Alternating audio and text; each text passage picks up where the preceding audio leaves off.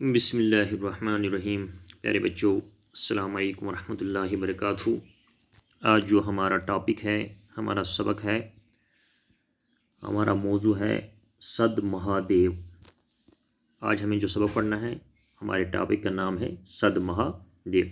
دیکھو پیارے بچوں، اس کے اوپر کچھ پہلے ہم ذکر کرتے ہیں، اس کے اوپر کچھ الفاظ دیے گئے ہیں، ان کا معنی دیکھیں گے۔ دیکھو اوپر ایک لفظ ہے استھان۔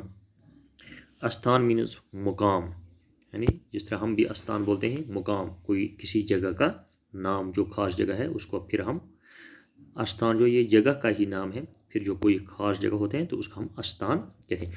مقدس دوسرا لفظ جو ہے یہاں وہ مقدس ہے۔ مقدس میں نے لکھا پاک، مقدس ہو گیا پاک چیز، متبرک چیز۔ پھر ہے ایک لفظ مکتی۔ مکتی میں نے لکھا یعنی نجات پانا، نجات پانا، تو مکتی مینز نجات۔ وردان، وردان میں نے لکھا کول یا انعام دینا، کسی کو انعام دینا یا کوئی کول کسی کا ہے تو اس کو کہتے ہیں وردان۔ تپسیا، تپسیا میں نے یہاں لکھا عبادت کرنا، تپسیا مانے عبادت کرنا۔ پھر ہے اسر، اسر مینز راکشس، اسر مینز راکشس۔ دیکھو اب ہم پڑھیں گے یہ صد مہادیو جو ہیں۔ دیکھو صد مہادیو، تو جیسے بہت ساری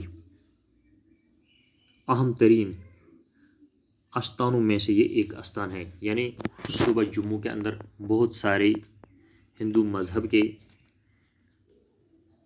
اہم ترین تیرتھ استانوں میں سے ایک یہ بھی ہے جس کو صد مہادیو کہا جاتا ہے۔ دیکھو صد مہادیو صوبہ جموں کے اہم ترین تیرتھ استانوں میں سے ایک ہے۔ یہ صد مہادیو جو ہے یہ جموں صوبہ جو ہے، جموں صوبہ کے اہم ترین جو تیرتھ آستان ہیں ان میں سے ایک ہیں۔ یہاں کا شیو مندر ماتا ویشنو دیوی کی گفا کی ہی طرح بہت مقدس مانا جاتا ہے۔ جس طرح ان کو ایک زیارت ہے، ایک بہت بڑا استان ہے جس کو وہ کہتے ہیں ماتا ویشنو دیوی، تو ماتا ویشنو دیوی کے لیے لوگ بہت سارے ریاستوں سے آ کے درشن کے، ماتا ویشنو دیوی کی درشن کے لیے، تو اسی طرح جس طرح یہ ماتا ویشنو دیوی گفا کو مقدس مانتے ہیں، اسی طرح یہاں کا شیو مندر جو ہے اس کو بھی اسی ماتا ویشنو گفا کی طرح مقدس مانتے ہیں۔ یہ پرفضا پہاڑی گاؤں آثار قدیمہ کے اعتبار سے بھی خاص اہمیت کا حامل ہے۔ آثار قدیمہ پرانی تاریخی عمارتیں، پرانی مشہور تاریخی عمارتیں جو ہیں اس کو آثار قدیمہ کہتے ہیں۔ دباں یہ پرفضا پہاڑی گاؤں جو ہیں جہاں یہ صد مہادیو استان ہے، یہ آثار قدیمہ کے اعتبار سے بھی اس کی ایک خاص اہمیت حاصل ہے۔ یعنی یہ صد مہادیو جو ہے یعنی آثار قدیمہ یعنی پرانی تاریخی عمارتیں جو ہیں ان میں سے بھی اس صد مہادیو استان جو ہے، جو اوپر آپ دیکھ رہے ہیں، اس کو آثار قدیمہ کے اعتبار سے بھی کافی اہمیت حاصل ہے۔ صد مہادیو کو جانے والا راستہ ایک چھوٹے سے قصبے چنانی سے ہو کر جاتا ہے۔ دباں صد مہادیو جو راستہ جاتا ہے، جس راستے سے لوگ جاتے ہیں، یہ ایک چھوٹے قصبے سے جس کا نام ہے چنانی، تو چنانی کے بیچ میں سے راستہ چلتے ہوئے صد مہادیو کے آستان پر پہنچ جاتی ہے۔ تاریخی اہمیت کا حامل یہ قصبہ جموں سری نگر قومی شاہراہ کے کنارے پر ہے۔ تمام تاریخی اہمیت کے حامل یہ قصبہ جو ہے، یہ سری نگر جموں سری نگر قومی شاہراہ جو ہے، یعنی جموں سری نگر جو قومی شاہراہ جو روڈ ہے، سری نگر سے جموں جاتا ہے یا جموں سے سری نگر آتا ہے، تو اسی روڈ کے کنارے پر یہ واقع ہے۔ یہاں کا تاریخی قلعہ نما محل صوبہ جموں کے چند اہم आसार कदीम में शुमार है। दबाएं यहाँ का एक किला है, ये किला बहुत मशहूर है। किला नमा ये एक महल है, ये जम्मू सूबा के अहम आसार कदीम में शुमार होता है। यानी जम्मू सूबा के अंदर जितनी भी आसार कदीमा की इमारतें हैं दबा उनमें से ये किला नमा महल जो है ये बहुत मशहूर है और उनमें शुमार किया जाता है, आसार कदीमा की इमारतों में शुमार किया जाता है। अफसोस ये महला अब खंडर में तब्दील हो चुका है, तो लेकिन अफसोस इस बात की है कि अब ये महल जो है किला नमा महल अब ये खंडर में तब्दील हो चुका है, ये अब ये खंडरात बन गया है। सद महादेव इंतहाई खूबसूरत पहाड़ी गांव है। तो भाई ये सद महादेव जो है ये इंतहाई यानी बहुत खूबसूरत एक पहाड़ी गांव है। ये सद महादेव एक खूबसूरत इंतहाई एक पहाड़ी गांव है। यहाँ के पुरसुकून माहौल में अजीब तरह की जहनी और रूहानी आसूदगी का एहसास होता है। रूहानी आसूदगी और रूह का इत्मीनान। दफा क्या यहाँ ये जो है सद महादेव ये एक पहाड़ी खूबसूरत गांव है, यहाँ पुरसुकून माहौल है, यानी पुरसुकून कोई परेशानी नहीं है। यानी अजीब तरह की जहनी और रूहानी आसूदगी का एहसास यहाँ इंसान को पूरी तरह से लगता है कि इंसान इत्मीनान के साथ बैठकर सुकून पा लेता है। यानी ऐसी जगह पुरसुकून जगह है कि अजीब तरह की जहनी और रूहानी इंसान को एहसास मिलता है, यानी इंसान को बहुत इत्मीनान मिल जाता है।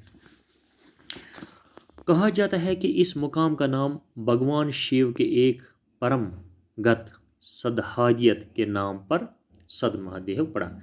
कहा जाता है, लोग कहते हैं कि ये मकाम जो है ये जगह जो है सद महादेव, तो सद महादेव का नाम एक भगवान उनका था, उसका नाम था भगवान शिव, तो उसी के नाम शिव के एक परम भगत सदायत के नाम पर उसका नाम सद महादेव पड़ा। यानी एक भगवान था उनका, तो उसी भगवान के नाम पर उस मकाम को उस जगह को सद महादेव पड़ा।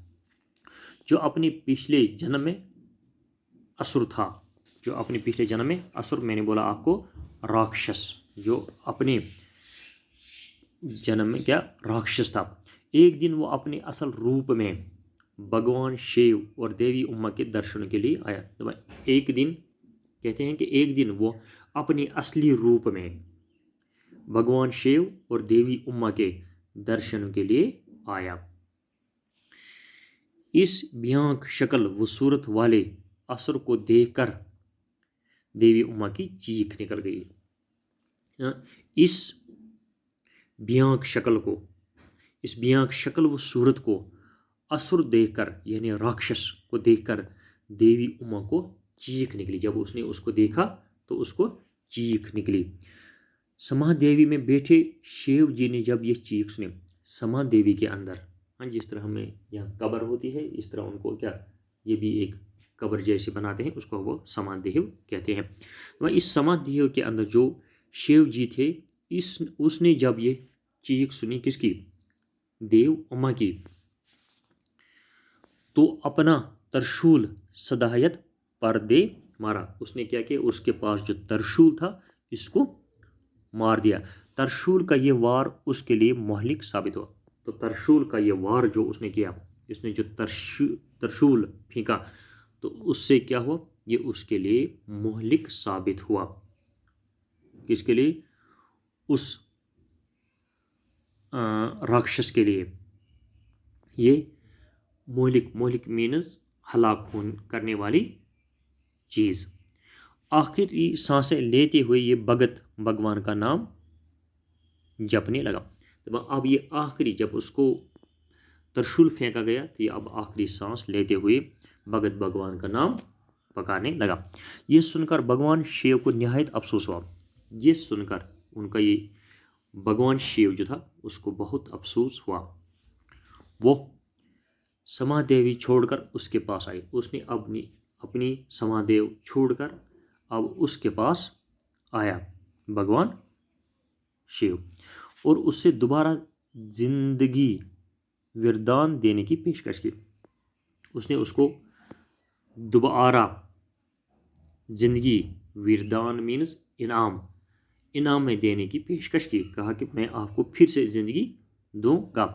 सदायत ने प्रार्थना की कि ऐ भगवान मुझे मरने दीजिए, लेकिन उस सदायत ने क्या किया, उसने प्रार्थना की, यानी उसको आर्जी की, इनकिसारी की, ऐ भगवान मुझे मरने दीजिए ताकि मैं आपके हाथों मृत्यु पाकर मुक्ति प्राप्त कर सकूं, ताकि मैं आपको मृत्यु हो गया मौत, मृत्यु मैंने यहाँ लिखा लफ्ज़ मृत्यु मौत,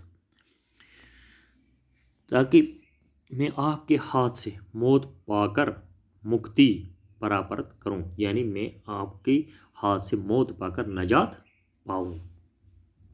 उसकी प्रार्थना सुनकर भगवान शिव खुश है। उसकी ये आर्जी, ये इल्तिजा सुनकर ये भगवान शिव जो था ये बहुत खुश हुआ, और उसने वरदान दिया, और उसने उसको वरदान इनाम दिया।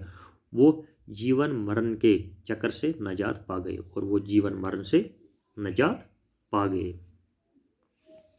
और उसका नाम भगवान के नाम से पहले लिया जाएगा, और उसका नाम जो है वो भगवान के नाम से पहले लिया जाएगा। इस तरह इस मकाम का नाम सद महादेव पड़ा। इस तरह से ये जगह जो है उसका नाम सद महादेव पड़ा। देखा आपने किस तरह उस जगह का नाम सद महादेव पड़ा।